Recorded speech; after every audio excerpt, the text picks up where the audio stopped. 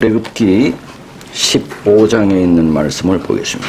15장 22절 모세가 홍해에서 이스라엘을 인도하며 그들이 나와서 수루 강야로 들어가서 거기서 사흘 길을 행하였으나 물을 얻지 못하고 마라에 이르렀더니 그곳 물이 써서 마시지 못하겠으므로 그 이름을 마라라 하였더라.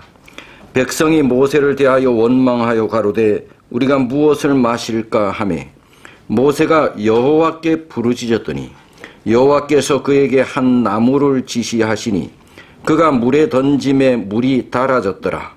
거기서 여호와께서 그들을 위하여 법도와 율례를 정하시고 그들을 시험하실세 가라사대 너희가 너희 하나님 나 여호와의 말씀을 청종하고 나의 보기에 의를 행하며 내 계명에 귀를 기울이며 내 모든 규례를 지키면 내가 애굽 사람에게 내린 모든 질병에 하나도 너희에게 내리지 아니하리니 나는 너희를 치료하는 여호와임이니라. 그들이 엘림에 이르니 거기 물샘 12과 종려나무 70주가 있는지라. 거기서 그들이 그 물 곁에 장막을 치니라. 오늘은 홍해와 마라, 찬양과 불평이라는 제목으로 말씀을 드리겠습니다. 출애굽은 이스라엘 백성들이 이집트에서 나온 것을 출애굽이라고 합니다. 언제 들어갔느냐? 언제 이집트로 들어갔느냐? 그 시작이 이스라엘의 조상 아브라함에서부터 시작이 됩니다. 하나님께서는 아브라함을 부르셨습니다. 그리고 아브라함 그 성경의 표현은 갈 바를 알지 못하고 아브라함이 나갔다 했지만 하나님의 머릿속에는 계획이 있었습니다. 어디로 인도할 거라고? 가나안으로 아브라함을 인도할 거라는 계획이 있었습니다. 그래서 아브라함을 부르셨습니다. 거기 어디 나오죠? 창세기 12장. 아브라함을 부르셨습니다. 아브라함은 갈대아 우르에서 살았습니다. 그래서 갈대아 우르에서 하란으로 갔습니다. 하란에서 오래 살다가 아브라함의 아버지 데라가 죽습니다. 이곳에서 오래 사는 날 동안 꽤 생활의 안정을 누렸습니다.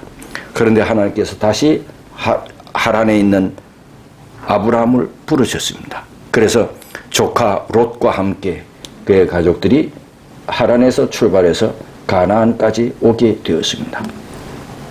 그리고 거기서 아브라함은 이제 죽게 되고 그의 자녀가 있었습니다. 누구지요? 이삭입니다. 그리고 이삭도 자녀를 낳았습니다. 누구지요? 야곱과 에서입니다. 에서와 야곱. 그리고 야곱도 애를 낳습니다. 몇 명을 낳지요? 12. 아들만 12를 낳습니다. 그게 이제 이스라엘의 조상들입니다. 그런데 야곱이 12아들이 잘 지내다가 어느 날 그 형제들이 요셉을 돈 몇 푼 받고 팔아먹었습니다.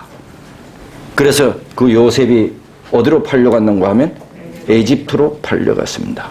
이 에집트의 북쪽에 있는 고센 땅이었어요. 그 에집트로 팔려갔는데 거기서 요셉이 뜻하지 않게 애굽의 총리가 되었습니다. 그 요셉의 지도력으로 애굽이 잘 먹고 잘 살게 됐어. 그래서 풍년이 들었을 때 곡간을 넓게 하고 곡식들을 다 모아뒀습니다. 다음에 7년 흉년이 들자 애굽은 걱정이 없었습니다. 그러나 주위의 나라들은 흉년으로 고생했습니다. 그러자 여기 가나안의 헤브론에 살던 아버지 야곱이 자기 아들들을 불러서 애굽에는 먹을 것이 많다던데 가서 먹을 것 좀 사오라고 보냅니다. 그래서 먹을 것 구하러 애굽에 갔다가 애굽의 총리 누구를 만나요? 동생 요셉을 만납니다.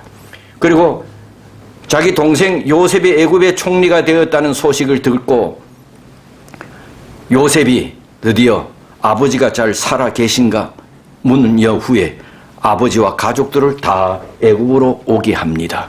그래서 바로 왕이 요셉에게 너희 가족들을 어디에 살게 하면 좋겠는가 하다가 고센 땅을 지정해 줬습니다.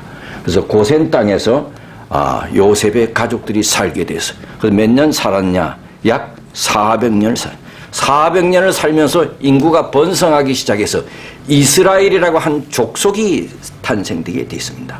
400년 동안 살면서 처음에는 잘 먹고 잘 살았는데 요셉 때문에, 요셉이 죽은 이후에는 요셉을 알지 못하는 바로 왕이 등극하면서 이제는 이방족들을 애굽의 노예로, 종으로 이제 삼기 시작해서 오랫동안 이스라엘 백성들이 애굽의 종살이로 고통을 당하게 되었습니다. 그때 하나님께서 모세라고 하는 한 지도자를 선택해서 이스라엘 백성을 구해내는데 그것이 출애굽입니다.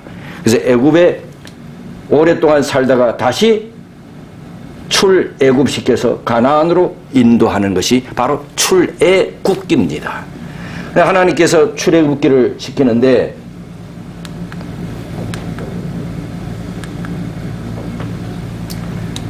고센 땅 람셋에서 살다가 가나안 땅이 여기인데 여기 어느 민족의 족속이 살고 있었어요? 블레셋 족속이 살고 있었어. 그런데 여기서 가나안 땅으로 바로 가면은 일주일이면 갑니다.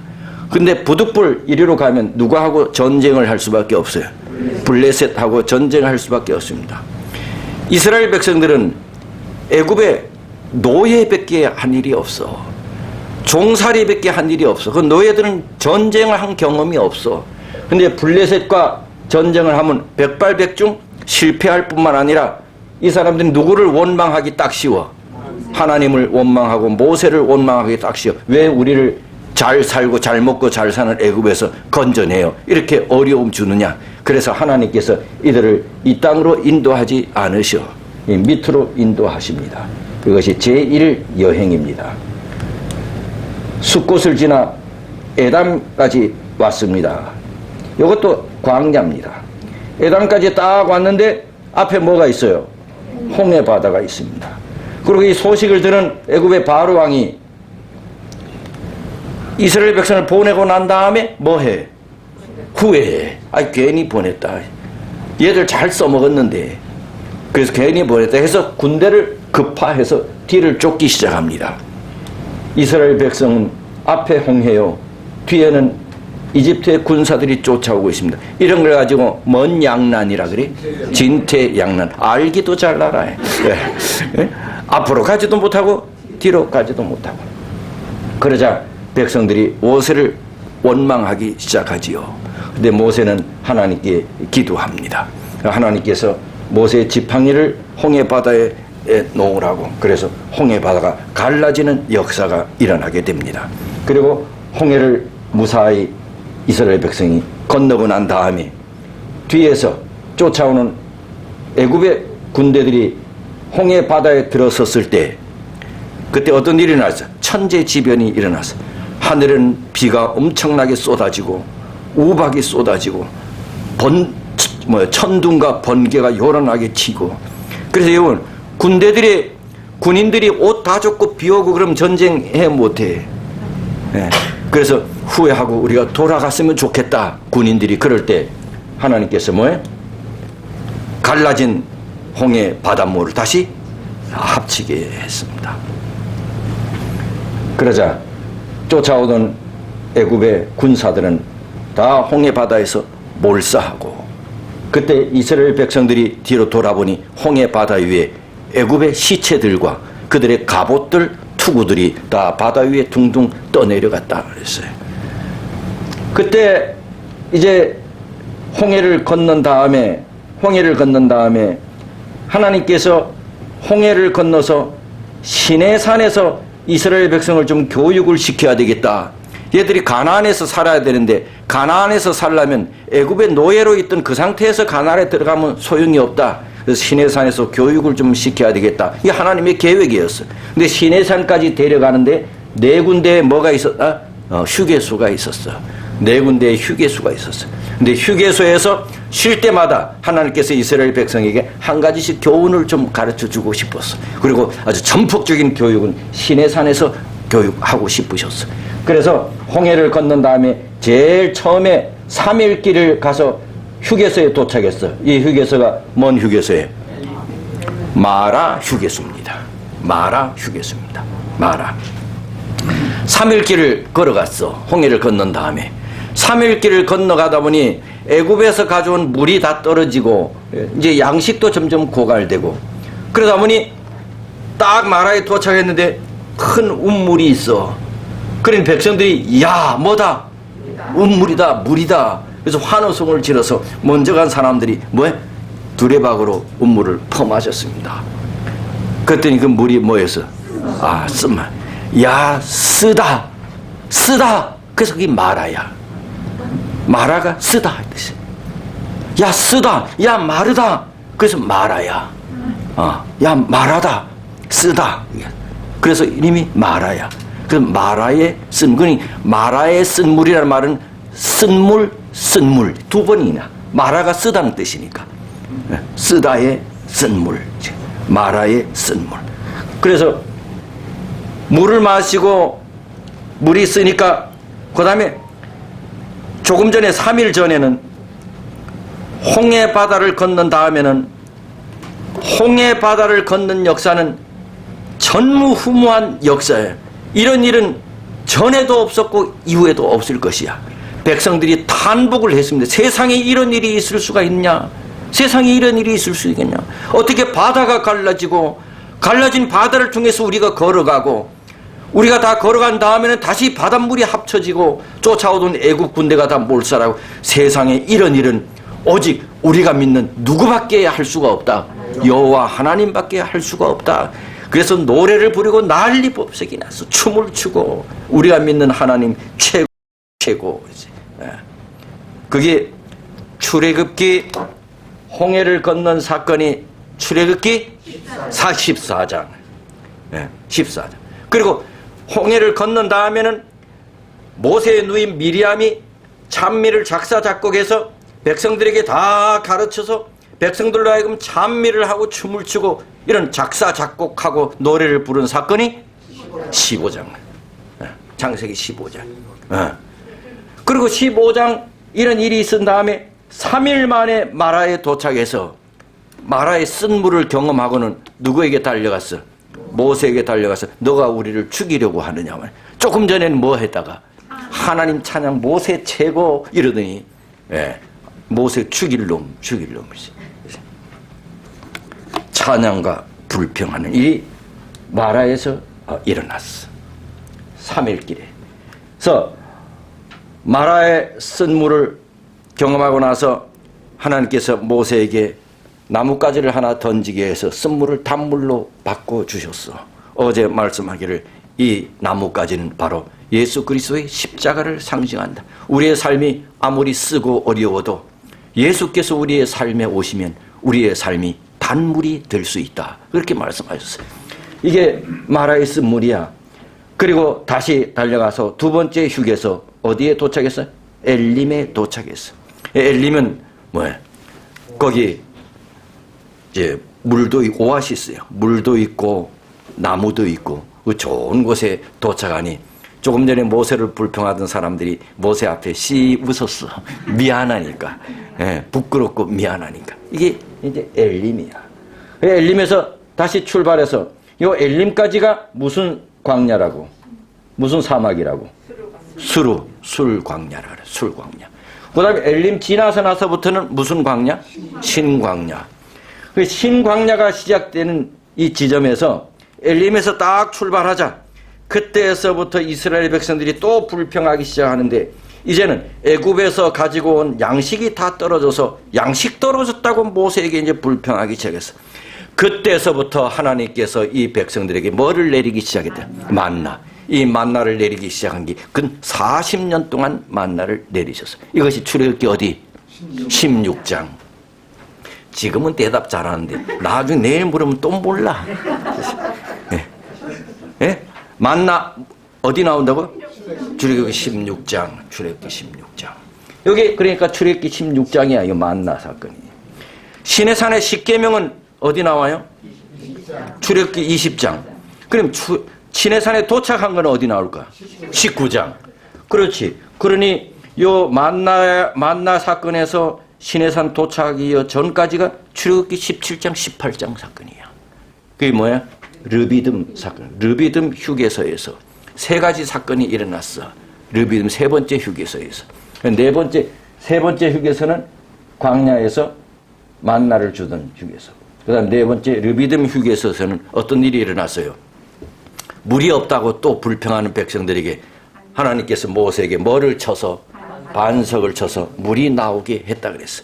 그래서 이때부터 40년 동안 광야를 지나면서 광야에 물이 없잖아요. 그들이 숙소를 치고 머무를 때마다 하나님께서 주위에 있는 반석에서 물이 나오게 하셨어요. 이건 한 번만 있었던 사건이 아니라 40년 동안 이 일이 이때서부터 계속 일어나게 됐어요. 그리고 또 두 번째 사건은 불평하는 이스라엘 백성들에게 이 지역을 장악하고 있는 아말렉 족속의 침공을 허락하셨어. 그래서 아말렉 족속이 침공하자 이스라엘 백성들은 전쟁의 경험이 없잖아요. 그러니까 모세가 어떻게 하나님께 간절히 기도했어. 하나님, 이 백성이 이렇게 어려움 당하고 주위에 욕이 되면 하나님이 욕먹습니다. 하나님 도와주셔야 합니다. 그렇게 손을 들고 기도하니 하나님께서 기도할 동안에는 이스라엘 백성이 승리하게 하셨고 힘이 빠지면 이스라엘 백성이 또 후퇴하는 거야. 그것을 알고 옆에서 누가 우리 강 장로님과 이 장로님이 내 옆에서 손을 붙들고 있는 거야. 아론과 훌이. 그래서 모세의 손이 내려가지 않게.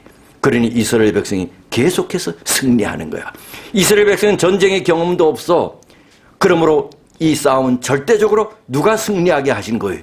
여호와 하나님께서 승리하게 하신 사실이라는 것을 이스라엘 백성들로 하여금 알게 하셨어. 그리고 세 번째로 바로 이때 요 주변에 누가 살고 있었는가 하면 모세의 장인 이드로가 살고 있었어. 그럼 모세가 살인을 저질러서 도망한 것이 이 미디안 광야야. 근데 미디안 광야에서 40년 살다가 그는 결혼했어. 누가 결혼했어요? 십보라와 결혼했어. 근데 결혼하고 두 아들을 낳았어. 근데 첫째 아들에게는 할례를 행했는데 둘째 아들에게는 부인의 반대로 할례를 못 행했어. 부인의 여자의 반대로. 남자가 하려고 하니까 여자가 못하게 했어. 그 여자는 이방 여인이니까 못하게 했어. 처음에는 남자한테 모세한테 잘 보이려고 첫 아들은 하라 했겠지. 근데 둘째 때는 안 된다고. 여자들이 남자 하려고 하는 일에 막 그러면 안 돼. 이제. 그래서 그렇다고 또 남자가 줏대 없이 여자가 그런다고 안 해버려도 안 돼. 그거 모세가 안 했어.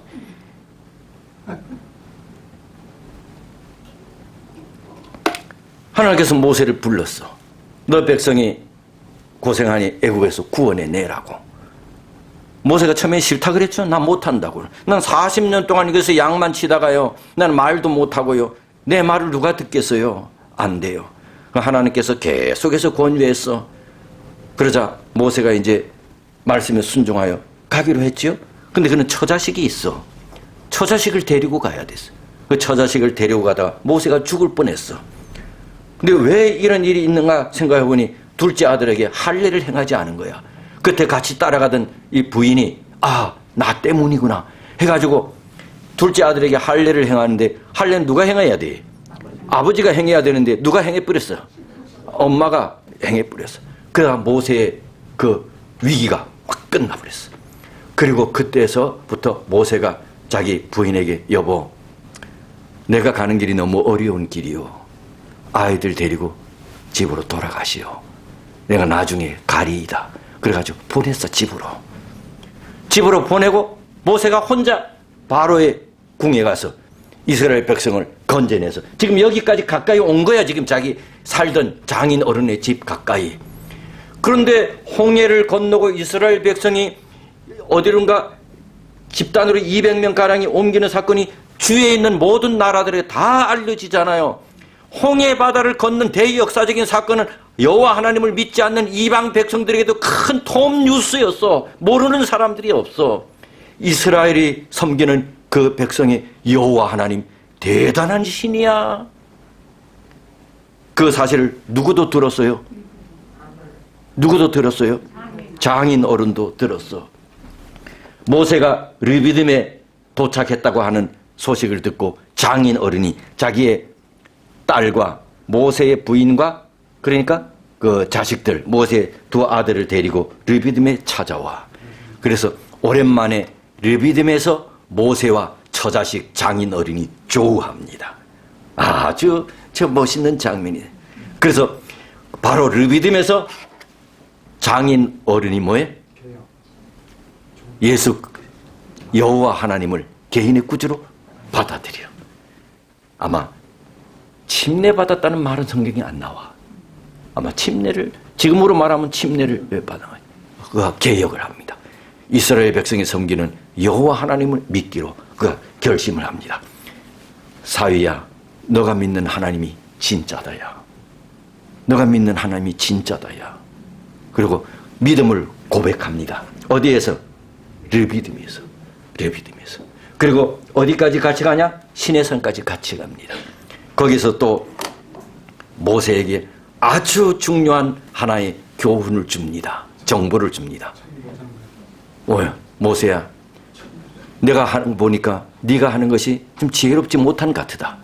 200만 이스라엘 백성을 네 혼자 인도한다는 것은 너무 힘들어. 그러니 1000부장, 500부장, 100부장, 50부장을 두는 게 어떠느냐. 장인어른, 참 제가 결혼 잘했네요.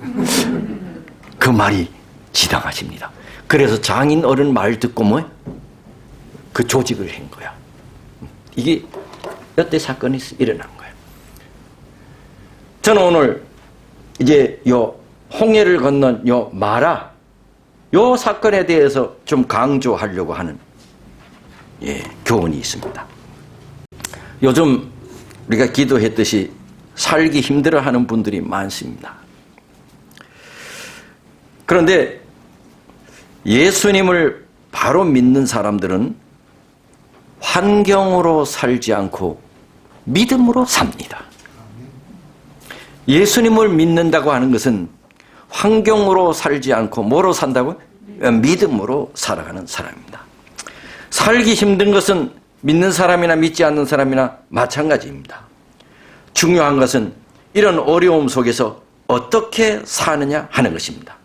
오늘 본문은 살면서 힘든 상황을 맞았을 때 우리가 어떻게 살아야 할 것인지를 교훈하고 있습니다. 제일 먼저 하나님께 대한 찬양과 감격이 출애굽기 15장 1절에서 21절에 소개됩니다. 홍해 바다를 건넌 사건입니다. 홍해를 건너고 나서 하나님을 찬양하는 노래가 바로 15장 1절에서 21절까지 나타납니다. 홍해를 육지같이 건너는 엄청난 기적, 하나님이 진심으로 그들과 함께해 주셨다는 확실한 보장, 이 기적을 이스라엘 백성들은 손수 체험했습니다. 그리고 그들은 대대적으로 하나님을 찬양했습니다. 15장 2절 여호와는 나의 뭐요? 힘이시요 뭐요? 노래시요 나의 뭐요? 구원이십니다. 11절 여호와여 신중에 주와 같은 신이 있다 없다? 없습니다. 신중에 주와 같은 자가 누굽니까? 신중에 주와 같은 신은 없습니다. 18절 여호와의 다스림이 어떻다? 영원 무궁하시도다. 대대적으로 하나님을 찬양했습니다. 이스라엘 백성들은 홍해의 기적 이후에 알아야 될 것이 있었습니다. 하나님이 우리를 확실하게 인도하시는구나. 아무것도 염려하지 말고 하나님 의지하기만 하면 되는구나. 괜히 그것도 모르고 우리는 이 바다에 빠져 죽게 한다고 하나님 원망하고 모세에게 불평했구나. 괜히 쓸데없이 불평했구나. 괜히 하나님 원망하고 모세 원망하고 했구나. 참 미안하게 됐구나. 하나님이 우리를 죽이려고 이것으로 인도한 것이 아니구나. 조금 전에는 우리는 하나님께서 우리를 죽이려고 모세에게 원망했었지, 우리를 죽이려고 이리로 데려왔느냐?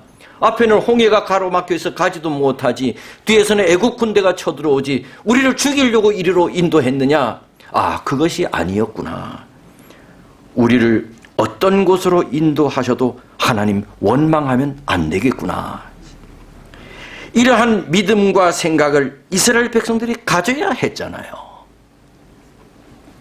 백성들은 감사와 찬미의 노래를 불렀습니다.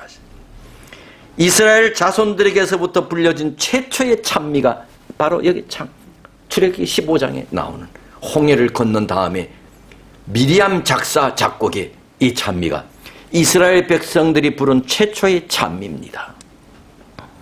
그런데 불행하게도 이 찬미는 최후의 찬미가 되었습니다. 왜?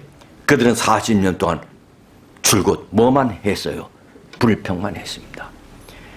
출애굽기 15장에 홍해를 건넌 이후에 그들이 하나님을 찬미하고 찬양했던 그 찬미는 이후에 다시는 들어볼 수가 없습니다.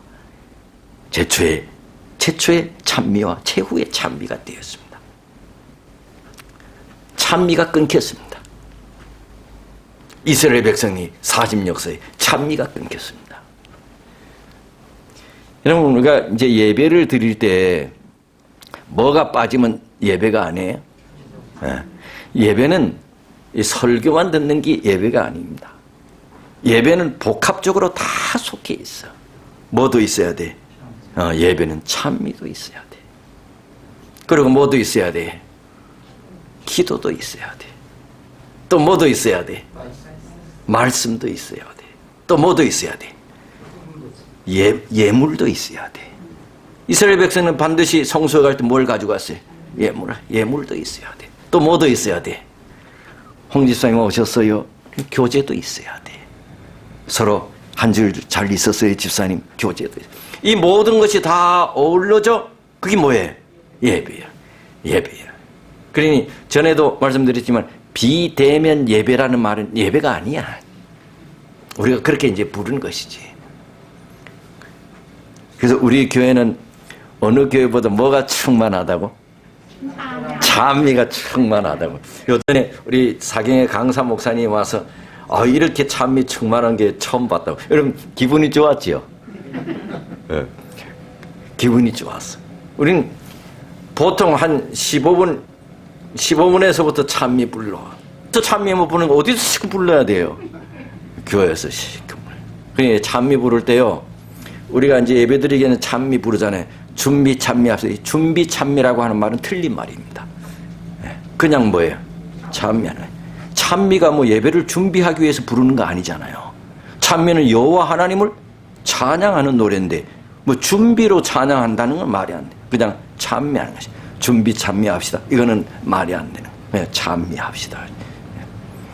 그래서 이스라엘 백성들의 이 찬미는 슬프게도 처음이면서 마지막 찬미였어요.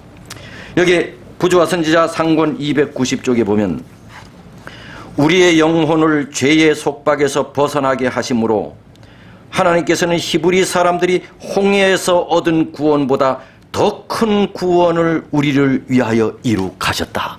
그러니 하나님께서 우리를 구원하신 것은 이스라엘 백성들을 홍해에서 구원한 것보다 더 큰 구원이라고 하죠.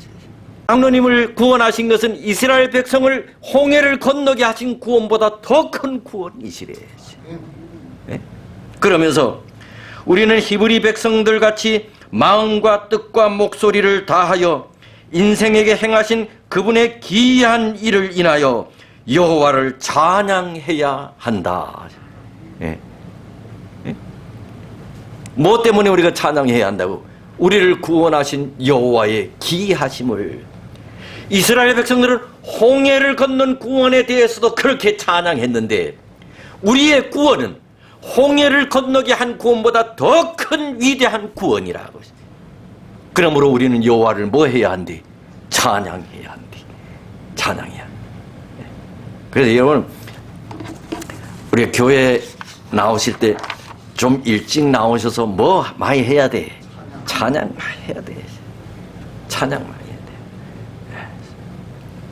그 다음에 계속되는 말씀 보면 부조와 선지 상권 290 우리가 하나님의 손에서 받는 매일의 축복들과 무엇보다도 우리에게 행복과 천국을 주시기 위하여 예수께서 죽으신 사실이 끊임없이 우리의 감사의 제목이 되어야 된다. 뭐 때문에 우리가 감사의 찬송을 불러야 한다고? 여호와께서 나를 위하여 돌아가신 것을 생각하고 뭐 해야 한대? 감사와 찬송을 해야 된대. 우리는 위대한 구속의 경륜 속에서 우리 앞에 제공된 복된 소망을 인하여 하나님을 찬송해야 한다. 복된 소망이 뭘까요? 그리스도의 재림이겠지요. 하늘의 유업과 풍부한 약속들을 인하여 그분을 찬송해야 한다. 예수께서 살아계셔서 우리를 위하여 중보하시는 일을 인하여 그분을 찬송해야 한다. 예. 히브리 5장, 6장, 7장에 나타난 우리를 위하여 하늘에서 중보하고 계시는 예수님의 대제사장 봉사를 인하여 하나님께 뭐 해야 된대? 찬송해야 된대. 하나님께 감사와 찬송할 일이 충만해야 돼. 그런데 이스라엘 백성들이 그렇게 참배하고 나서 3일 길 만에 마라에 도착해서 1단계 여행은 끝나고 2단계 여행 광야 생활이 시작되었습니다. 1단계는 여기야. 이제 그들이 홍해를 건너서 새로운 인생을 살게 됐습니다. 왕도 바뀌었어. 여기까지는 바로 왕이 그들의 왕이었어. 홍해를 건넌 다음에는 바로 왕이 그들의 왕이 아니었어. 누가 그들의 왕이었어요? 여호와 하나님이 그들의 왕이 바뀌었어. 바로 왕과 함께 하던 생활이 바뀌었어.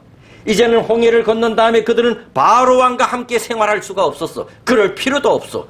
누구와 함께 생활했어? 여호와 하나님과 함께하는 생활로 바뀌었어. 홍해를 건넌 다음에는요. 환경이 바뀌었어. 홍해를 건넌 이후에는 여호와를 찬양하고 사흘 길을 수를 광야를 걸어서 3일 길을 건너서 물은 떨어졌어. 한 곳에 물을 발견하고 좋아했지만 너무 써서 마실 수가 없었어요. 백성들은 마라, 쓰다 라고 소리쳤어. 그리고 모세에게 원망하고 불평하기 시작했어요. 두 무리가 있습니다. 홍해 기적을 봤으니 집사님, 우리가 홍해 기적을 봤으니 하나님께서 또 우리에게 어떻게 해 주시겠지요. 좀 더 기다려 봅시다. 이렇게 말하는 한 무리가 있고, 한 무리는 뭐예요? 또 먹을 물이 없고 쓰다고 뭐예요? 또 불평하는 무리가 있어. 그런 두 무리가 있어. 교회에도 늘 두 무리가 있어. 개인에 따라서 어떤 사람은 용기를, 격려를, 위로를 하는 사람이 있는 반면에 어떤 사람은 다른 사람에게 불평하는 사람이 있어. 은혜를 체험한 사람, 홍해를 건넌 사람, 이런 사람은 어떤 모습이 되어야 하냐? 백성들은 좋은 일이 있으면 헤헤 했다가 어려움이 있다고 금방 불평하고, 우리는 그렇지 않는가? 은혜를 오래 간직하고 그분이 계속 나에게 은혜를 주실 것을 믿고 살아야 하는데, 어떤 사람이 말하기를 하나님이 주신 복 중에서 가장 큰 복 중에 하나가 건망증의 복이래. 잘 잊어버리는 사람은 정신병 안 걸린대. 그리고 나는 정신병 안 걸리겠어. 난 자주 잊어먹거든. 여러분들은 정신병 안 걸리겠어. 어제 가르쳐준 거 오늘도 잊어버리죠. 그런데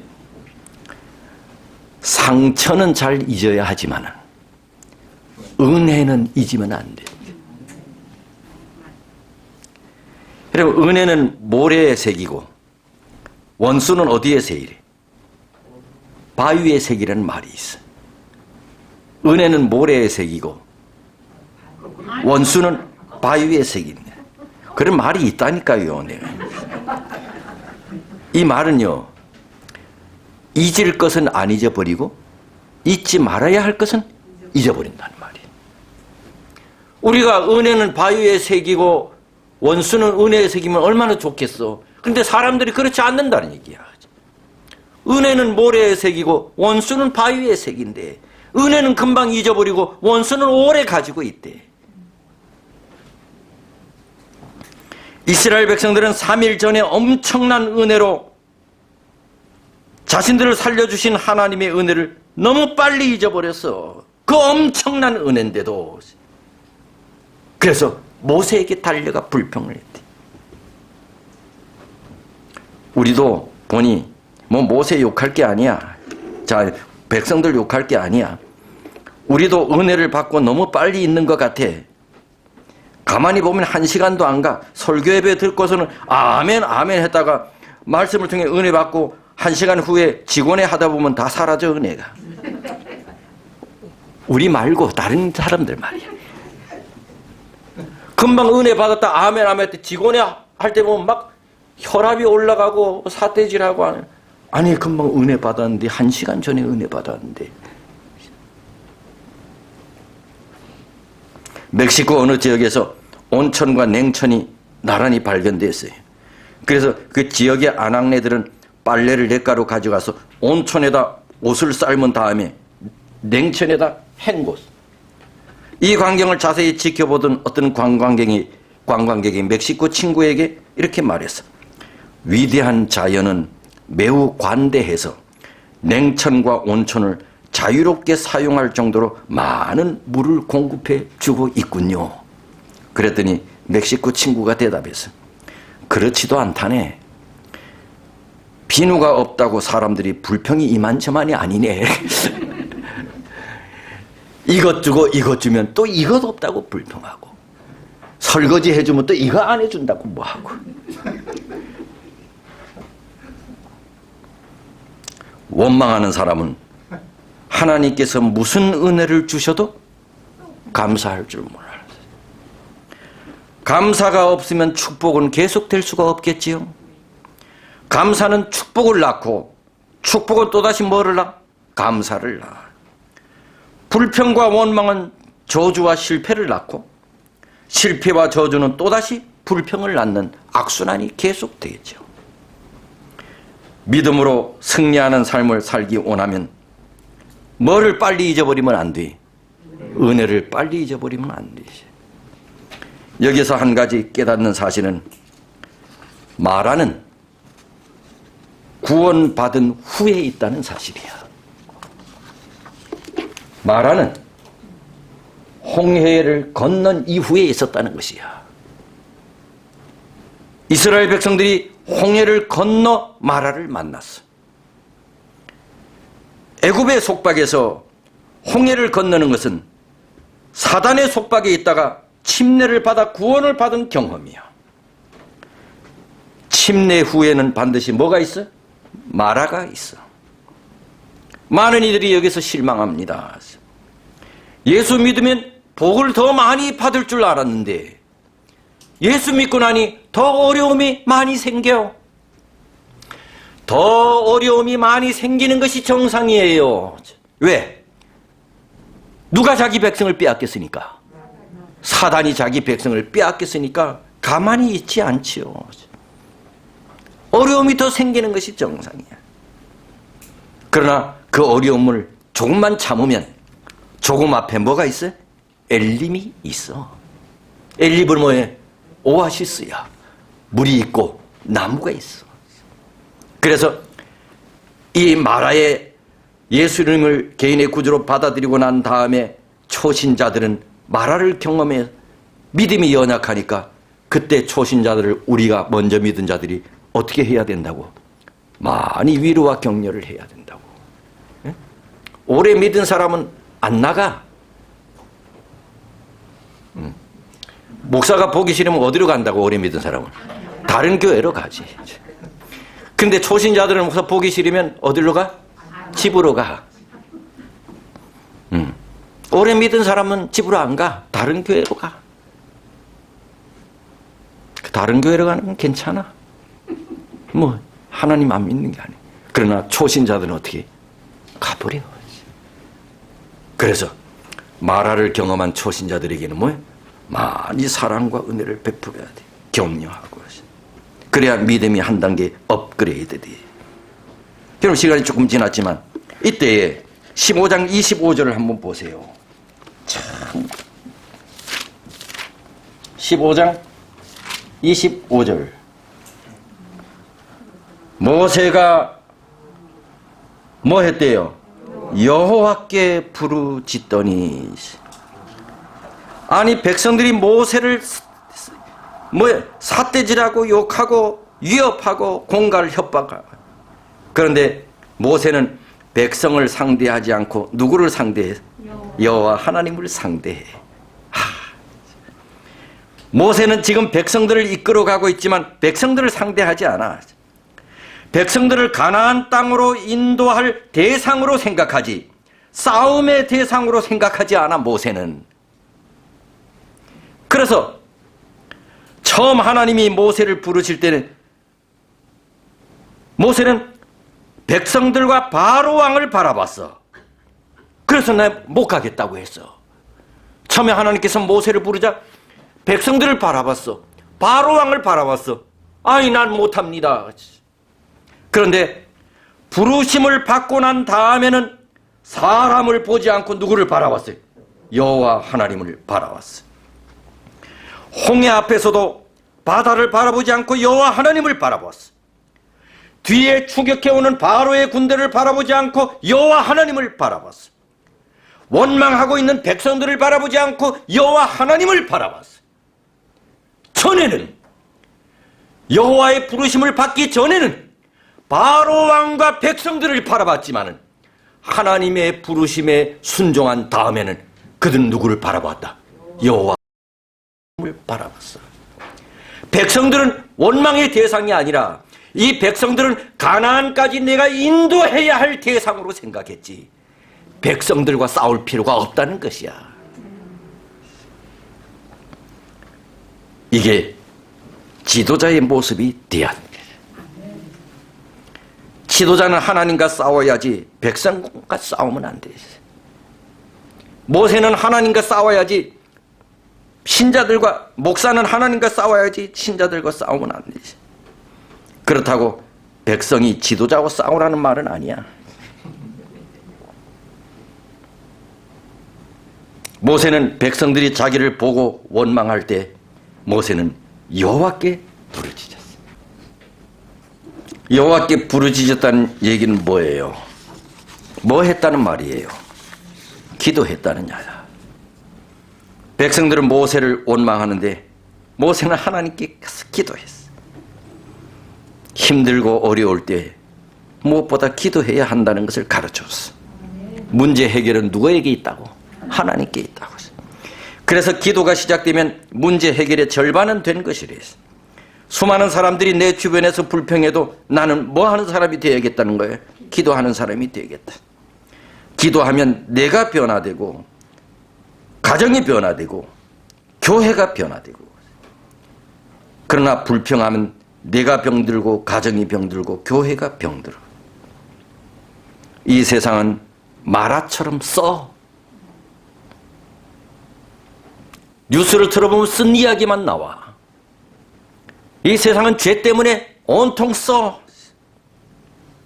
우리가 이 세상의 삶을 달게 만들고 생명력이 넘치는 생활을 맛보려면 하나님께 나아가 기도하는 길밖에 없다는 것이야.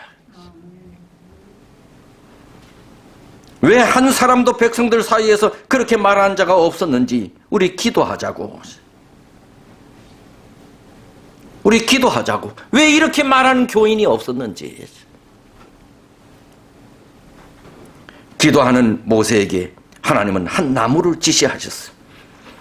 하나님은 원망하고 있는 사람들에게는 말씀하시지 않으셨어.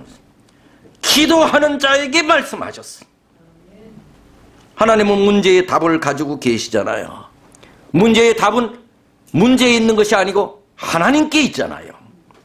모세가 하나님께 엎드려 기도했더니 하나님께서 답을 일러주셨어. 문제는 우리가 기도하지 않는 것이에요. 마라와 같이 우리의 삶의 길을 쓰게 만드는 문제 앞에 두 부류가 있어. 불평하는 사람과 기도하는 사람이에요. 우리에게 마라를 주시는 것도 기도하라는 하나님의 신호예요. 하나님께서 도와주시면 마라의 쓴물도 단물로 바뀔 것이라는 것이에요. 요한복음 4장의 사마리아의 옥물가 사건이 생각납니다. 이 물을 먹는 자마다 다시 목마르리니와 내가 주는 물을 먹는 자는 영원히 목마르지 아니하리니 내가 주는 물은 그 속에서 영생하도록 솟아나는 샘물이 되리라. 목마르지 않는 생수는 바로 예수님 자신입니다. 주님은 물을 포도주로 변화시키신 분이지요. 주님은 쓴물을 단물로 바꾸신 분이지요. 오직 예수님만이 우리의 인생의 쓴물인 마라를 극복하는 열쇠입니다. 예수님이 답입니다. 살다 보면 여러 마라의 운물을 우리가 지나게 되잖아요. 우리의 삶의 여정에서 마라를 얼마나 많이 만나요. 우리는 예수 그리스도를 만나야 하고 그분을 내 삶에 모시면 해결이 됩니다. 예수가 답입니다. 우리의 삶의 가장 큰 쓴물은 뭔가요? 가난입니까? 우리가 당하는 가장 큰 마라는 뭔가요? 질병입니까? 사업의 실패냐고요? 사랑하는 자들의 배반입니까? 나를 괴롭히는 사람들입니까? 내 삶의 마라가 내 아주 골치 아프게 만드는 내 자식들입니까? 그러나 사실 이 모든 원인은 죄 때문에 온 것입니다. 그러므로 죄는 쓴물의 근원입니다.